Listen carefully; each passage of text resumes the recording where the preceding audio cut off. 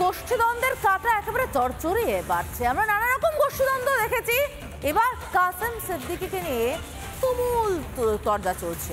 কি তরজা দেখুন। যারা এখনো পৌঁছায়নি তাদের নিয়ে আমি কোনো মন্তব্য করব না। চোর চোর বলে চিৎকার করত, এমন কি বলতো তৃণমূল কংগ্রেসের যারা কর্মী আছে তারা মরে গেলে যেন জানাজা না পড়া হয়, তারও ফিরে তারা দলে দলে তৃণমূল কংগ্রেসে যোগদান করছে। তৃণমূলের সদ্য নতুন ইনিংস শুরু করেছেন কাসেম সিদ্দিকী। দলে যোগ দিতেই লাফিয়ে পদ। তৃণমূলের সাধারণ সম্পাদক পদ দেওয়া হয়েছে পীরজাদা কাসেম সিদ্দিকীকে।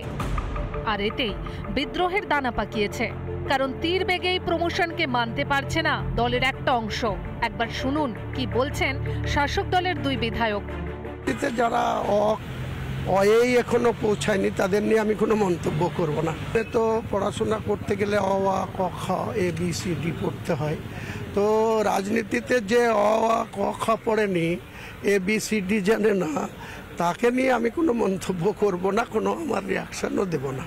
যে কাসেম সিদ্দিকী সবচেয়ে বড় তৃণমূলের সমালোচক ছিল, যে কাসেম সিদ্দিকী সবচেয়ে বেশি মমতা বন্দ্যোপাধ্যায়কে গালাগালি করত, যে কাসেম সিদ্দিকী সবচেয়ে বেশি তৃণমূল কংগ্রেসকে গালাগালি করত, তৃণমূল কংগ্রেসের প্রত্যেকটা নেতা কর্মীকে চোর বলে প্রতিদিন আখ্যা দিত। এই বাংলার মন্ত্রিসভার সদস্য যারা আছে, বিধায়ক যারা আছে, মমতা বন্দ্যোপাধ্যায়, অভিষেক বন্দ্যোপাধ্যায় সহ প্রতিদিন তার ভিডিও আমার কাছে আছে।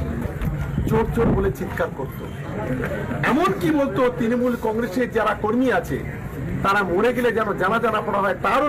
কিন্তু আজকের তারা দলে দলে তৃণমূল কংগ্রেসে যোগদান করছে। কথাটা খুব ভুলও বলছেন না বিদ্রোহী দুই বিধায়ক। যারা মাঠে ময়দানে ঘাম ঝরালেন তারা ব্রাত্য, আর যে কাসেম সিদ্দিকী এককালে প্রাণ ভরে শাসক দলকে গালমন্দ করলেন তিনি এখন সাধারণ সম্পাদক। 21 বিধানসভা ভোটের সময় এমনকি তারপরও বহুবার রাজ্য সরকারের সমালোচনা করতে শোনা গেছে কাসেম সিদ্দিকীকে।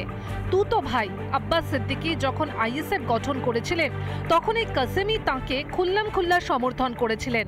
এমনকি নওসাদ সিদ্দিকীর গ্রেপ্তারির বিরুদ্ধেও প্রতিবাদে সোচ্চার হয়েছিলেন ফুরফুরা শরীফের এই পীরজাদা। মনে পড়ছে কিছু? সরকার যদি অন্যায় করে সে প্রতিবাদ করতে পারে না, যে কোনো মানুষ তো প্রতিবাদ করতে পারে। আজকে এইরকম অত্যাচার হচ্ছে কেন, এরকম জুলুম হচ্ছে কেন, এইরকম আমাদের বাংলার মানুষের উপর অত্যাচার হচ্ছে, যেখানে মানুষ প্রতিবাদ করছে সেখানে আন্দোলন করছে। আজকে যারা চাকরির জন্য বসে আছে তাদেরকে কিভাবে অত্যাচার করছে, তাদেরকে কিভাবে জুলুম করছে। এখন তৃণমূলের বিদ্রোহের গর্জন তো স্বাভাবিক, তবে এ নিয়ে মাথা ঘামাতে নারাজ বিজেপি। মাসুল পর্ব, তৃণমূল কংগ্রেসে মাসুল পর্ব শুরু হয়েছে। কি যেন মাননীয় মুখ্যমন্ত্রী বলেছেন না, একবার বিদায় দে না, কি একটা গান টান করেছে। তো বিদায়ের সময় এই সমস্ত হয়, রোগী যখন চলে যায় তখন অনেক ধরনের সিমটমস দেখা যায়, এখন ওই সিমটমস গুলো দেখা যাচ্ছে। পীরজাদা কাসেম তৃণমূলে এলেন, দেখলেন, পদ জয় করলেন। আর বাকি সংখ্যালঘু বিধায়কেরা বিধানসভা ভোটের আগে দলে যে দ্বন্দ্বের বীজ ছড়াচ্ছে সেই বিষয়ে ভরাডুবি হবে না তো ঘাসফুলের। রিপাবলিক বাংলা। নানা ধরনের কন্টেন্ট দেখার জন্য লাইক করুন, শেয়ার করুন আমাদের ফেসবুক পেজ, সাবস্ক্রাইব করুন আমাদের ইউটিউব চ্যানেল। পাশাপাশি অন্যান্য ব্রেকিং নিউজের জন্য অবশ্যই চোখ রাখুন রিপাবলিক বাংলায়।